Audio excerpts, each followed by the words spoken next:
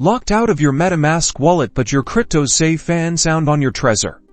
Don't panic, we're diving into a foolproof guide to get you back in business. First, remember your seed phrase. This is your ultimate key now. In MetaMask, if you don't have an account already, you'll be prompted to create one. If you do, navigate to the accounts icon, then scroll down and click on Import Account. Next, enter the 12 or 24-word recovery phrase from your Trezor. Double-check every single word.